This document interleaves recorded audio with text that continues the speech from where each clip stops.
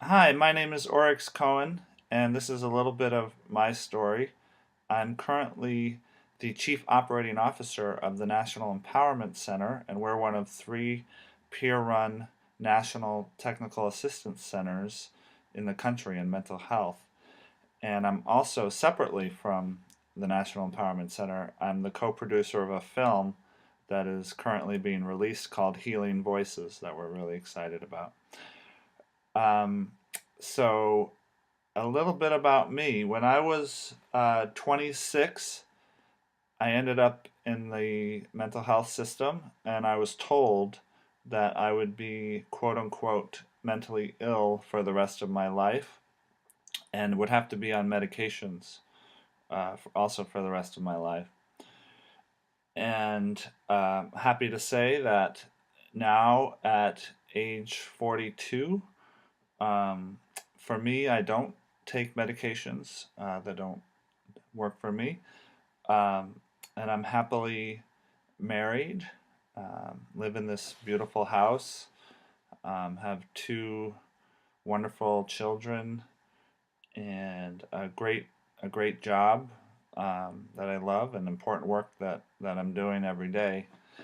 Um, and a few of the things that really have worked for me to kind of get my life together and to actually find a direction in my life um, has been making sure to get enough rest and sleep. That's really been important. Exercise has been huge for me.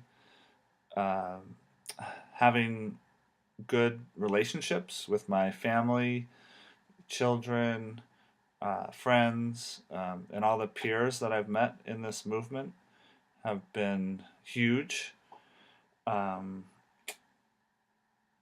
and I wanted to also just talk a little bit about um,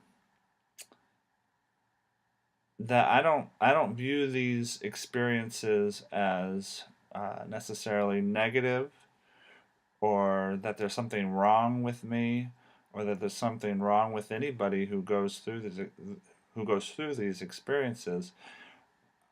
I really feel like these things happen for a reason, and that there's meaning in madness, so-called madness.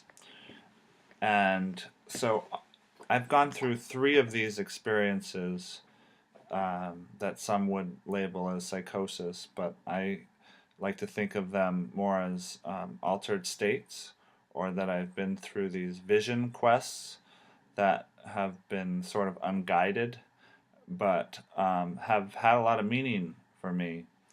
Um, and so each one that I've gone through at different stages in my life happened because I had some unresolved. For me, I had some unresolved trauma that I hadn't was not able to work through, and at that point in my life, I had a lot of stress, and I wasn't sleeping as much, and things like that. But it's always been a combination of those two things that have led to these experiences, and the experiences themselves have been extremely valuable for me to be able to work through that. And I've come through the other side, I feel like, more whole and more present and more aware of what my purpose in life is.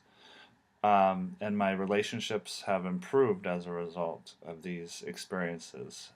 Um, so I think it's really important that when people are going through stuff, that we ask, what happened, rather than, what's wrong, what's going on, how can we fix you?